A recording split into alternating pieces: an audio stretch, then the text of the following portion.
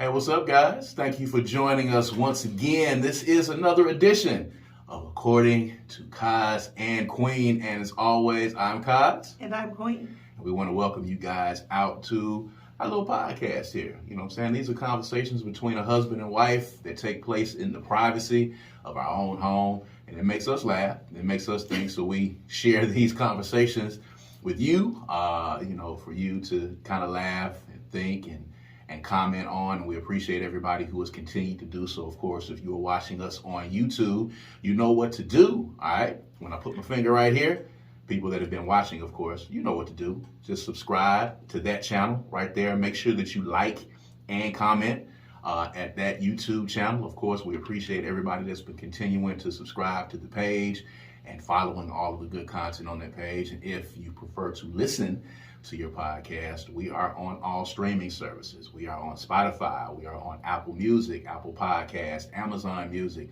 Google Podcast. Wherever you listen to your podcast, According to Kaz and Queen are there. We were actually engaged in a rousing game of Uno here recently. And, as we put on the TV to stream some Spotify, we actually saw ourselves on TV. Got kind of excited to see According to Kaz and Queen up on Spotify and available for you guys to listen to. So, shouts out to everybody that's been listening to us on Spotify as well. Make sure you share it. If you like what you hear, share it with a friend. Tell them this is a podcast that I listen to and check out, and I think it's cool, and I think you should too. You know what I'm saying? We're continuing to grow this thing each week, and we appreciate you guys for following us. But to get into today's conversation, of course, we're coming off of the heels of Thanksgiving.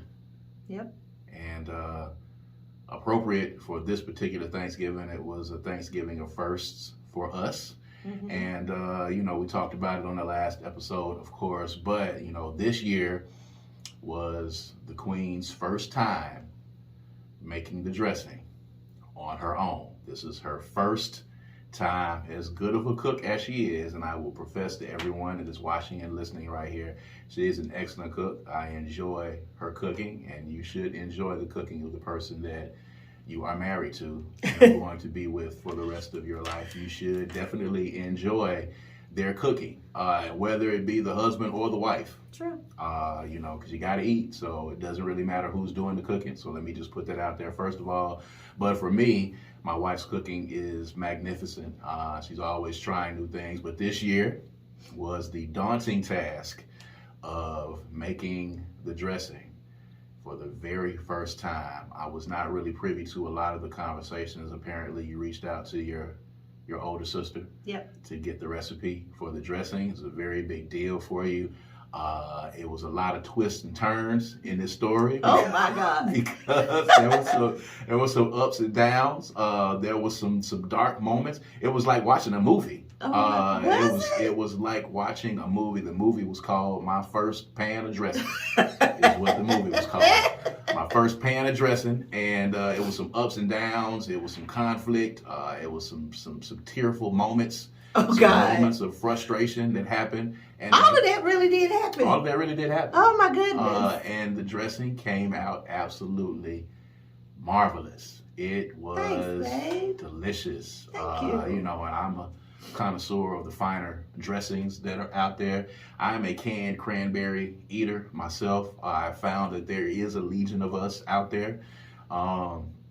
And that canned cranberry sauce on top of your dressing was magnificent. It came out. So I want to get your thoughts, and I want the people to hear firsthand the story of My First Pan of Dressing, the movie. So the conversations that took place for you to get here, because if you're listening, in Black households, that pan of dressing is a very vital and important part to the meal, and if it does not go well, it could be a problem. Oh, and you have to be able to make it correctly. So in this post-Thanksgiving episode, we're going to, I give it an A+, but let's just talk about the story of this dressing and how it came to be, this being your very first pan of dressing. Well, it's interesting. I never really thought about making the dressing. My sister is the person who makes the dressing. She has been making it consistently she started before Mama transitioned, actually. Mm-hmm. And she got the recipe from Mama. She's the middle sister. My older sister is the one who bakes. And I might tackle that next year. But usually I just, buy stuff. But something hit me this year. And I think it's because we don't get to be together as much in these last couple of years. Last year, I ordered some dressing from McDade's. I got there to pick it up, and it might not have been last year. It might have been a year before. I don't know. But anyway, I got there to pick it up, and they was like, oh, we don't have it. We stopped. We handed out orders yesterday, and we're not doing it today. Anyway, they mixed it up, and I ended up missing the dressing. So I don't like to give other people the power to dictate what happens in my life. So this was no different. I decided, okay, I'm gonna make my own. And I don't mean stuffing. I've done the stuffing in the box. It is not the same. Not the same. It's not the same. It's not the same. So I said, okay, let's just go for it. So I did my whole looking all up on YouTube and all that kind of stuff, because I just needed to have some idea, because contrary to what one might believe, I really had no idea from start to finish what to do with dressing, except you cook the cornbread. That's all I know. So I was intentional about making this something that I can now do myself for my family. And I called my sister and I just asked her what to do, and she told me what to do.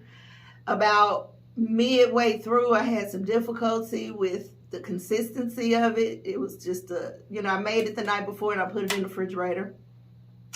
And the morning when I got up, it was difficult to turn. Now, I will admit that I have some low functioning arm power and carpal tunnel. So I wasn't able to get off in there. So I added more chicken stock.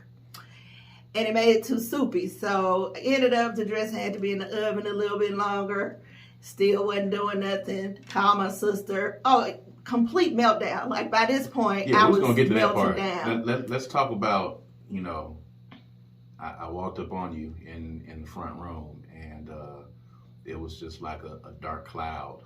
It was foreboding that was there. And this was, you hadn't even finished making the dressing at this point, but you had already assumed that it wasn't going to come out good. It was so important to me. I put a lot of pressure on myself now in hindsight because the Thanksgiving meal, everything is married. Everything is married. The dressing has to be good. The macaroni and cheese has to be good. The greens have to be good. So I put pressure on each one of those individually so that they would marry well together. And I air fried turkey wings. And I was worried about them because they looked like they weren't juicy enough, which turned out that they were fine as well. I just had a lot of pressure on myself to succeed and to please my family. I really enjoy cooking, and I really enjoy them enjoying the food.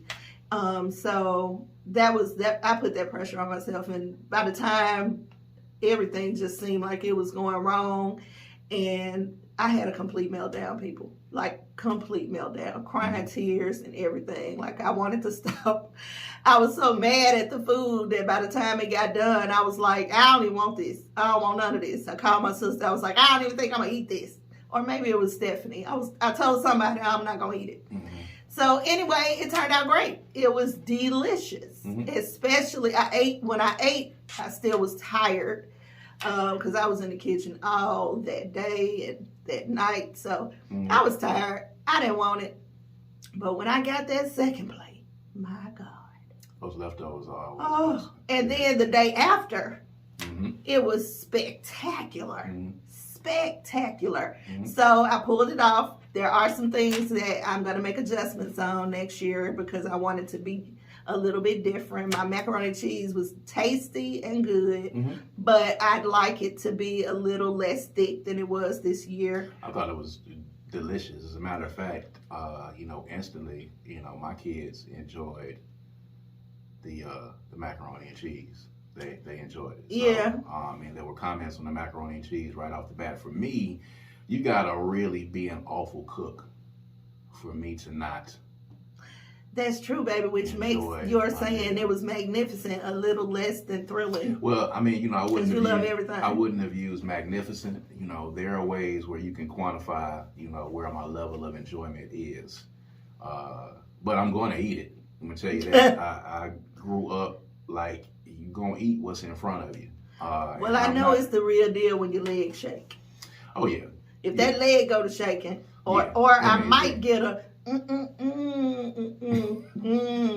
if I get that, I know it's good. It was good. So you did a good job. But I mean, just to have watched it, y'all, from the turkey gonna be too dry. The macaroni and cheese is too thick. The dressing is too. Everything had a too something to it. So for anybody out there that was having any kind of anxiety, if you were making a meal for your family for the first time, or you have any type of pressure. Had any type of pressure putting a meal together for your family on Thanksgiving. It's a natural thing, especially if you're doing it for the first time. So, don't feel bad if there's some anxiety there. Don't feel bad if it doesn't come out good the first time, because even the best cooks, our mothers, our aunts, the people in your family that are the master cooks that know how to cook everything, they had to start somewhere. And I tell you what I did learn from my sister. She told me that, of course she said, don't worry about it. It's your first time. It took me a while to get it. But she also said anything can be fixed. So as long as it's not done, if you can catch it in time, you can fix it.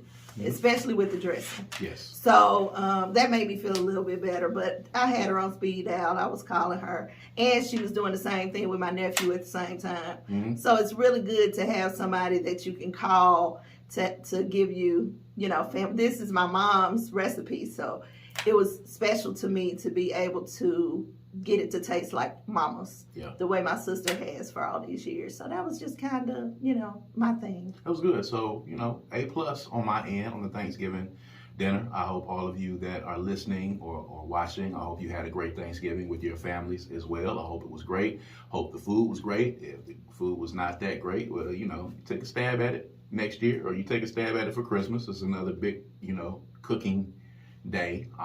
So, we'll get to that at some point. But there's a lot of other stuff going on in the world, on the internet, on the World Wide Web. On the internet. On the internets, in the public arena these days. So I want to talk about this as a married couple. I don't know if you're still kind of an avid watcher of the Love and Hip Hop shows. Yeah. You kind of chilled on that, which is good, because you were in there for a minute. You were watching all of them. You don't like anything I watch. I do like some of the things you watch. It's too much conflict and drama in the stuff that you watch. Like it's too much reality gobbledygook for me. It's not good for my psyche. Everybody's always at odds. So, That's the real world, baby. For some people. The only thing difference is in reality, on reality TV, people say more things out loud than in real life. Yeah. Because they get paid to. And they get paid to, and a lot of it is contrived, and a lot of it is staged at the end of the day. But people thrive off of drama. But interestingly enough, I did not know her name before this video, but Kendra apparently is married to Yung Joc. This relationship came together on Love and Hip Hop. I believe you were watching it then at that point. So you are familiar. So they did an interview, and the interview was going well until, of course, they got to the subject of the kids, and Kendra basically made the statement that she did not want her sons to turn out like Yung Joc. And she did this in a public forum, and Yung Joc immediately at that point on camera corrected her and said that that was messed up that she said that. Of course, that was something that should not have been said in a public arena. And, he went about the course of defending himself. And I don't know if it was because it was something that was said publicly or if it was something that was said, period, and he was refuting it. But, a lot of people had a lot of comments on it and had a lot of things to say about whether or not this should have been brought to public, airing the dirty laundry, or was she just being real and straight up and voicing a concern. But as a wife and as us, doing, interviews here and there and having this podcast and being in a lot of arenas. Was that dirty laundry being aired? And what are your thoughts on her saying that she did not want her sons to end up or grow up or do some of the things that Yung Joc did? So there are a lot of different thoughts about this. First, I think people have an issue with the fact that she said it, not the fact that she feels it, which is troubling for me because she should be able to say what she needs to say. Her timing may have been off. It may not have been the appropriate thing to say in an interview. But there's also the argument that they put their lives out there for everybody to see, so she has made a platform where she can be real about what she feels because she, it's reality TV. I read somewhere where somebody was saying that they were doing that just for the sake of the images that they have put out there because of reality TV. I don't believe that at all. I mean, it did garner a lot of views, so then now you have to think, was that part of it? I don't believe it was. I believe that's really how she feels, and I believe that his response is really how he felt. I don't think they were putting on anything. Now, the thing is, Yung Joc did not just start having babies. He had those babies and all them baby mamas before you married them. Right. Now, whether or not that should have influenced your decision is what we really should be thinking about, because you had a child with him. If you had a problem with him having so many children, why did you add to the bunch? That's A. B, her saying that she doesn't necessarily want her kid to end up like him, why is that bad? And why is it considered? See, this is why I think that people can understand her feeling it, but just not saying it, because I don't think it's so far-fetched to believe that a woman could have that feeling about her husband. Doesn't take away from her love for him. Correct. She just don't want her children to be like him. Right. And what she's basically saying is, you got too many situations, too many baby mamas, too many children, and I don't want my child to be like that. That doesn't take away from her love for him, or what it might do, though, is take away her respect for him. Now, if that's gone, then that's going to be trouble for the marriage. And then she's going to have to take into account why she was okay to marry him if she didn't respect him as a man. So that is ultimately my thought process on it. There are plenty of things that, if we could pick what we could take away from the genetics of our children, any man, any woman could have those. If I asked you right now something about me that you didn't want Braylon to take on, I'm sure you have some answers. And I would too. Right. So I think ultimately the issue was just about her saying it in the moment in the interview, but I don't have an issue with that because she has presented her life to the world anyway. So it's expected. I don't have a problem with it. And I don't think it's so hard to believe that she would not want her children to be like him. I don't think it's hard to believe. You can make a point of her airing it publicly. Clearly, I don't know if this is something that she has said to him in private. I think somewhere in that exchange, I think she said that she said this to him before. But I mean, to play devil's advocate on this, we've seen snippets of Love and Hip Hop. We've seen the show, and for those of us like me that didn't watch it regularly, we've seen enough snippets to know what Yung Joc has done while he's been on the show. And what happened before he was on the show is not far-fetched that a woman would say that she did not want her sons taking that same path. Granted, several different baby mamas, baby mama drama, being a part of the industry and maybe some of the dirtiest and darkest parts of the industry that, got him to this point.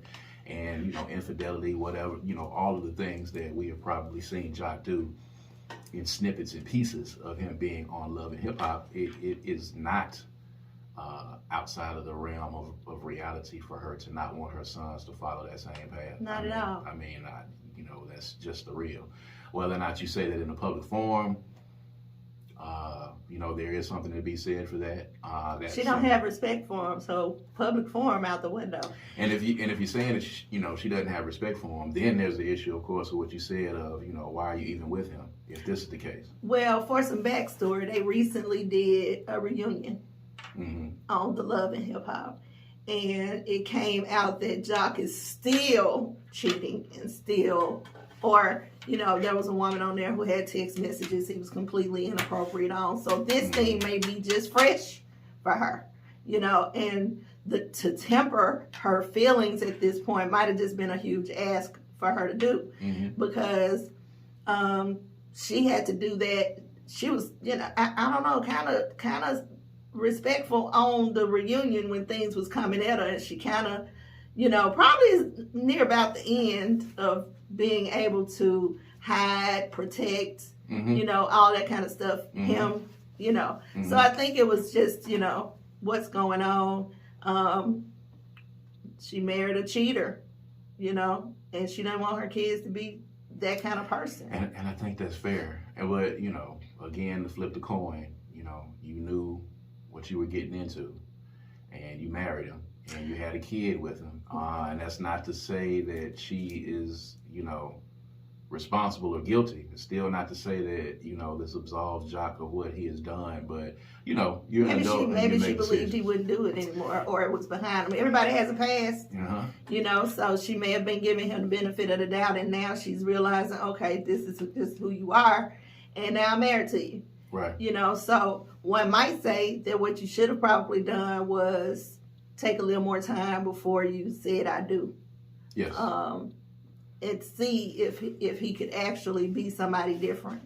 And doing things for the celebrity of it, doing things for the show, because again, and we've talked about this on several shows, like when you get to the point where you are a reality TV show star, or you're an Instagram star, or you're a TikTok, viral star, whatever the case it is, you have to get to the point where you're going to have to continue to do these things to be relevant and to be talked about enough for people to pay attention to you. And, when you sign on for these love and hip hop shows, a lot of times people aren't able to grow beyond that. I think the only person that I have seen grow beyond it is Cardi B, and not having to delve back into it or reassociate herself with it and to be a part of it. She's the only one that I've seen, and that's just thinking off the top of my head. I don't know if you know of any others that have eclipsed it, but when you get down in that muck, usually you have to end up staying there. And this, unfortunately, is something that's going to keep Kendra and Yung Joc in the news, because people were talking about it and they were sharing that video, and everybody was giving their opinion on, whether or not she thought she was right about doing it. Still not saying that Joc was wrong for the stuff that he did. And I think as a parent, you have every right to say, I don't want my sons to follow in your path. Well, he even said he didn't necessarily want that for them. Right. So it was for him, or most people who were watching it who had that opinion, just the timing and that she said it. Yeah. But when you do it enough, though, you don't know when it's going to come out. So, try not to do it. And again, because you never know. A lot of people don't have the fortitude to not speak candidly. I don't think she cared at that point. Yeah. He's been pretty disrespectful to the marriage. So at this point, why does she owe him respect? Yeah, and I'm looking to kind of switch gears, but since it's on my mind and we're talking about this reality show thing, when you're talking about that, you're looking at Erica Mena and Safari. And I saw someone post a picture. They posted a picture of Erica Mena, before and after Safari. And it just looks like the man has absolutely just sucked all of the life out of her. It looks like she has been fed upon by a team of vampires. It's almost like she's a shell of a woman, because this guy has just basically, fed on her over the course of these years and took her through so much shit. And here we are again, in the same sense. I don't know, is that Atlanta as well? Is that Love and Hip Hop Atlanta as well? Or is that New York? They both been on Atlanta and LA, I think, or Miami. They've been on a couple of them. Which is terrible. And Safari is such a shit human being. And this is just, as a man, watching it.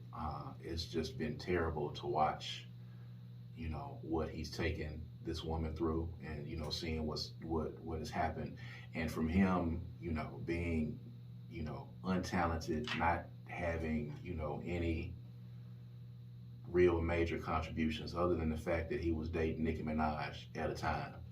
He wrote some of her songs. Okay. He has talent. For what? Writing songs. I guess. Who else is he written for? I don't know. But he wrote for her. And she even disputed that after a while, even though I don't think that was totally true. I think he did actually write those songs, but I mean, writing some hooks here and there, writing some songs. He hasn't been able to do anything since then. His celebrity has come because of his proximity to other people.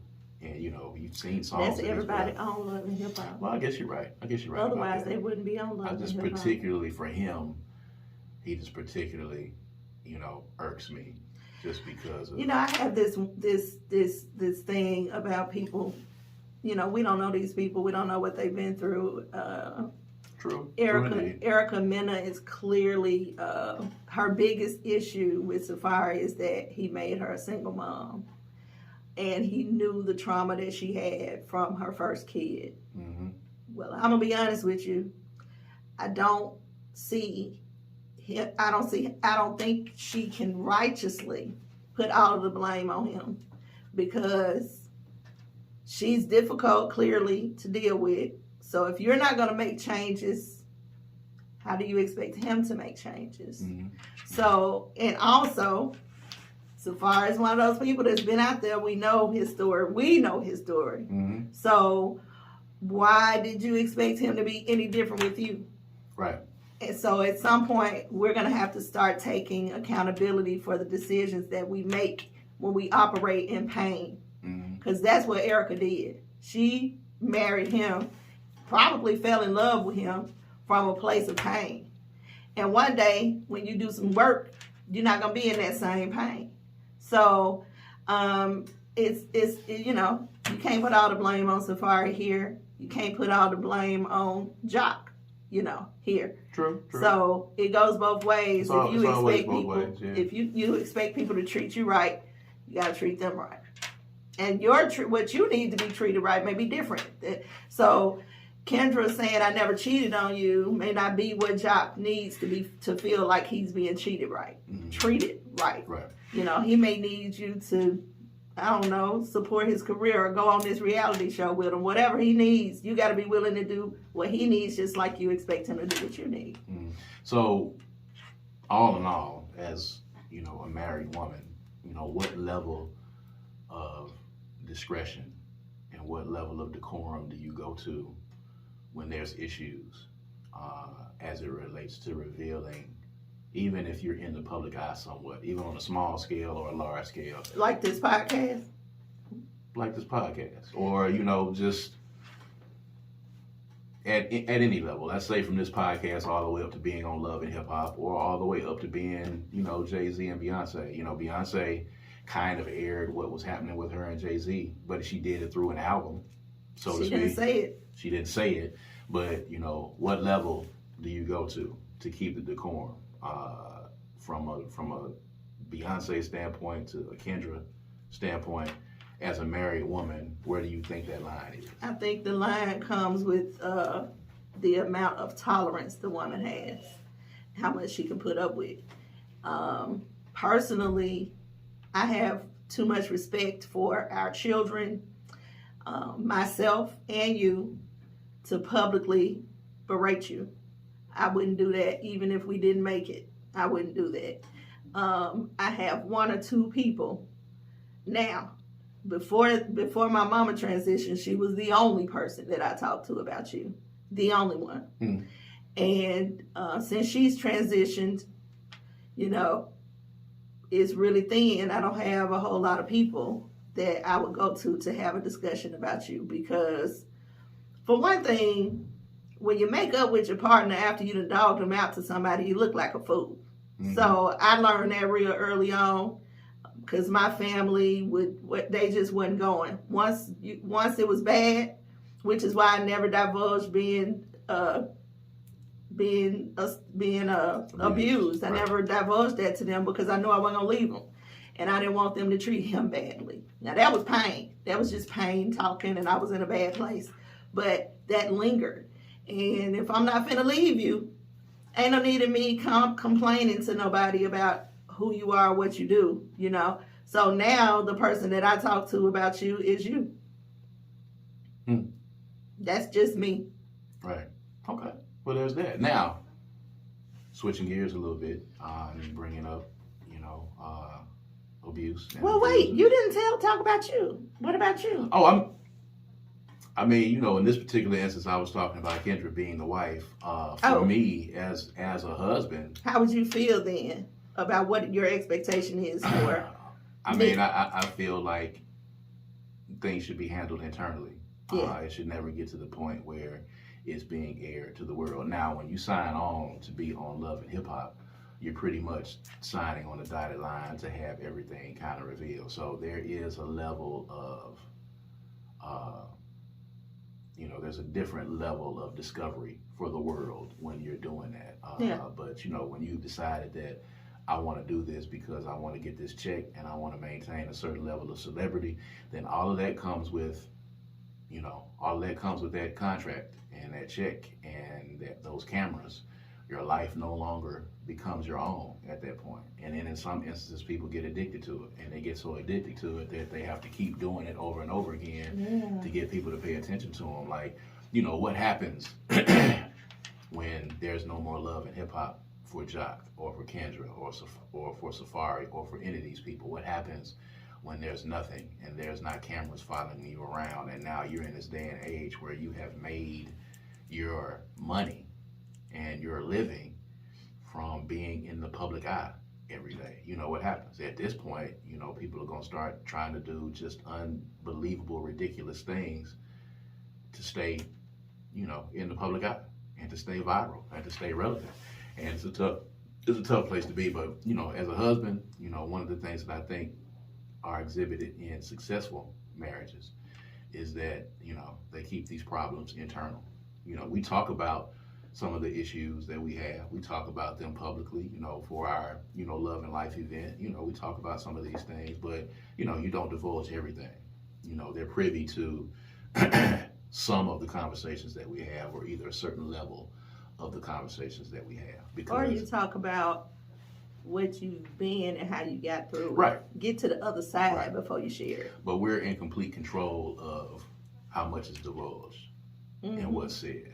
I don't think, folks like Kendra and Joc, I don't think they're in control anymore of what's being divulged, because now it's at a point now where they're not just addicted to that camera, but they're also using that camera and social media as a means to vent problems, to tell the world. I get the sense that Kendra is just trying to, I think she's having real emotion in front of us. I don't think she's doing it for TV or anything. I think she's I don't think she's trying to get viewers or any of that. I think she's trying to process what's happening to her marriage, and it just so happens that it's on TV. Yeah. That's what I think, which may not be the case for Joc. Yeah. But I really believe that she's just trying to process it, and she's like, what are we doing? Who are you? Who am I? Processing. Yeah. So, other things in the news. You are a Chris Brown fan. Breezy. I won't say stan. I don't think he's on the level with Jay-Z for you. No. We talked about your stan level of fandom for Jay-Z in the last episode, but there is word coming out of his camp that he had a Michael Jackson tribute that was prepared for the American Music Awards that was scrapped. And he did subsequently win an award and was getting booed before Kelly Rowland kind of, quelled the crowd and kind of chastised the crowd for booing. But let's talk about this Michael Jackson performance tribute, because we've seen some scenes. I don't know, did you get a chance to see some? Sierra apparently was involved, and it looks like it was going to be one for the books. Of course. I don't think there's been a Michael Jackson tribute that I can recall in recent years, and he's been compared as an artist. He's been compared to Michael Jackson in a lot of different fronts.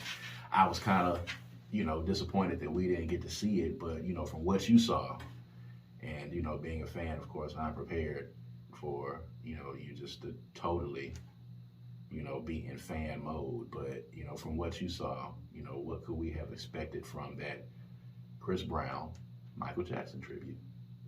I mean, I think it would have been dope. And I hope he gets another chance to do it. Yeah. But, there are consequences and repercussions to certain actions. I think there has been a lot of time. Chris Brown was really young when this happened. Mm-hmm. I do believe, as Kelly mentioned, people deserve to be forgiven. But I do stagger around that because every instance just is not the same. Because people are going to say, well, do you forgive R. Kelly? He deserved to be forgiven too. R. Kelly is a predator.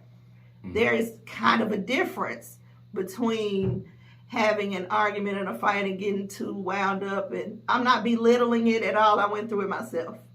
But I think that people deserve the opportunity to repent and to be forgiven. And, so I think Kelly's right. I think it's time to forgive Chris Brown. He made a mistake.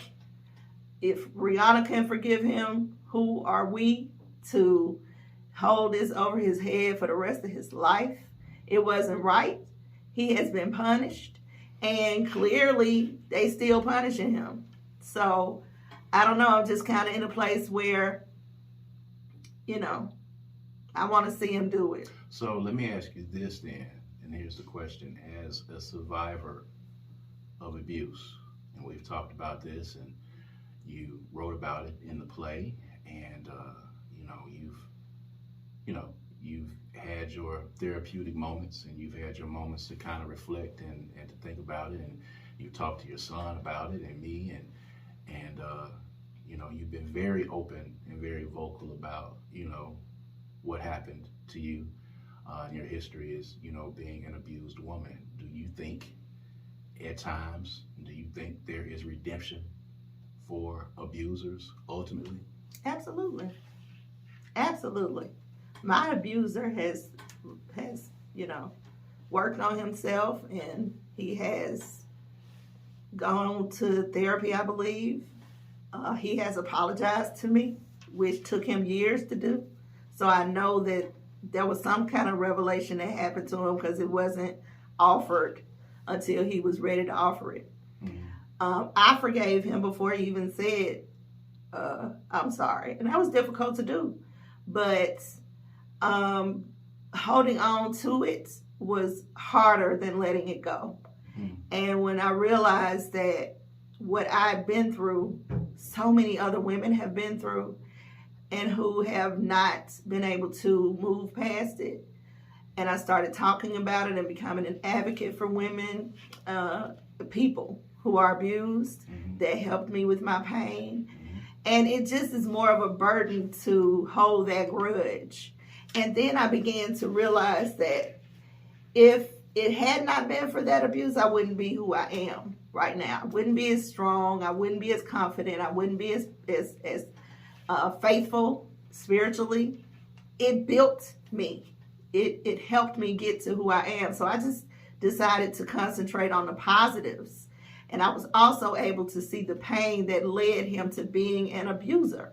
Mm-hmm. I was able to see why he saw me as something that he could just punch on. So once I was able to recognize his pain and his trauma and what led to him being abusive, it was easier for me to forgive him. In fact, I think I forgave him before he forgave himself. Wow. So that was something, and I think he deserves an opportunity to not have to be an abuser forever. He was an abuser to me, but he doesn't have to be an abuser forever because he's not that way anymore.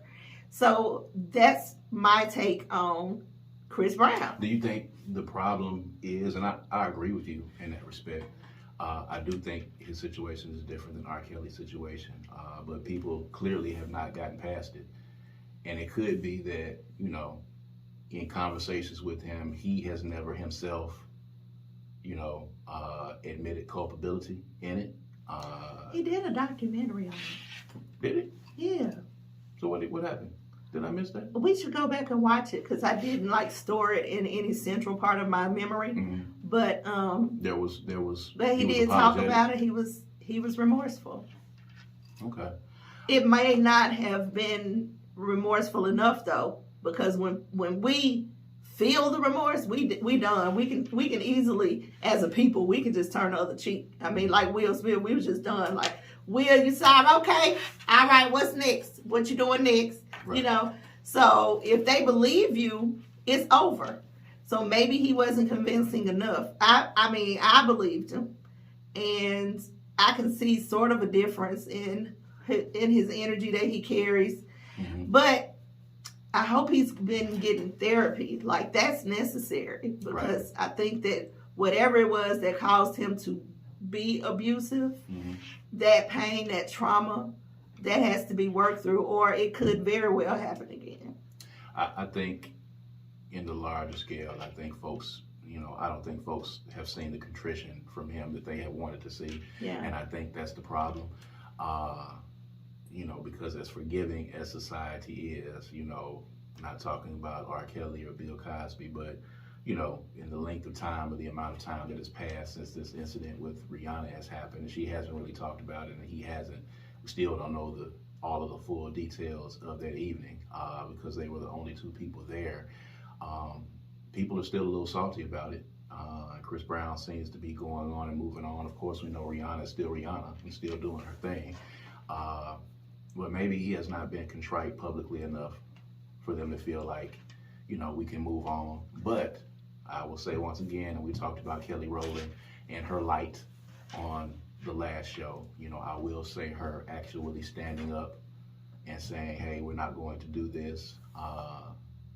You know, respect this gentleman and respect his talent and respect his art. And unfortunately, there's still going to be some people who are not going to be cool with Chris Brown ever again. Like, yeah. He's crossed that line, and that's going to happen at the end of the day. But for me, it's a different situation, because living with and being married to a person who was a victim of abuse for a decade or more, physical abuse, mental abuse, and you saying, you know, I have forgiven my abuser, and also having had that conversation with the abuser, and, you know, the abuser getting to the point where, you know, he has forgiven himself and kind of moved on. You saying that there's a level of redemption that can be there, it changes my opinion on it, because a lot of people are not in the same household with people who were abused. And I think that's what needs to happen for Chris. People need to hear from Rihanna. If Rihanna came out and said, move on, forgive him, he's better, I forgave him, I've moved on, I think that would help him out some. Because truly, you heard my very first statement was, if Rihanna can forgive him, why can't we? That's important. Mm-hmm. Like, I don't even know if people are concentrating on the fact that I'm really mad at him because it was Rihanna, or if they're mad at him because they see him as an abuser. I don't know, but I think it was a little bit of both. I think people were really pissed at him because it was Rihanna, and Rihanna being the princess that she is. I think, you know, had it been anyone else besides Rihanna, I think at this point, people wouldn't even really be talking about it, and that's unfortunate. But at the time, for the level of profile that existed for both of them, the fact that it was Rihanna, I think, you know, was an issue. Yeah, I think you're right. And it was a problem at the end of the day. But, you know, you say that there is a redemption arc there at the end, sure, for abusers. And I can respect that because of your vantage point. I think that's different. But at any rate, we are getting ready to come to the end of season 1 very shortly, for those of you that are listening and that are watching. And, you know, we have enjoyed it, and it's going to keep going forward. But as always, you know, please make sure you go under the videos, make sure that you comment, make sure that you like the videos, and make sure that you share. There are a lot of you that are consistently, go onto the YouTube page every week. Like the video, give us a thumbs up, leave a comment. We'll respond to all of the comments that you have. If we are on Facebook, you can follow us according to Kaz and Queen, and on Instagram as Kaz and Queen. We are on Twitter as Kaz and Queen. So anywhere you see us, man, you can leave us a comment. You can follow us on social media, man. Any of these comments, and these are conversations again that take place between a husband and wife in the privacy of our own home, and we bring them to you for you to laugh, for you to think, for you to be introspective. We get tickled, we're entertained by us having these conversations. So a lot of the stuff we bring to you guys, an interesting perspective. So if there's some things that you'd like to see coming up on season 2 as we get to it. Closing out season 1 in the next episode or 2, we're kind of debating on how many more. We can stop today. This could be the last one. Well, we're not going to tell them that right now. We're going to let them know. But in 2023, we're going to come back with something new and something fresh, and some new topics and some new conversations, man. Keep growing and keep evolving. But hit us with some stuff that you'd like to hear us talk about, or some stuff that you'd like to hear our thoughts on, because we're always candid. We're very transparent with you guys, for those of you that follow us on social media. So please do that, and we appreciate you for continuing to follow us and to follow these conversations that we're having right here, right in the content room in the Synergy Link in Jackson, Mississippi. So we appreciate that. But again, join us next time. This has been a very good conversation. As always, I am Kaz. And I'm Queen. And this has been According to Kaz and Queen. We'll see you guys next time. Peace and power. Peace.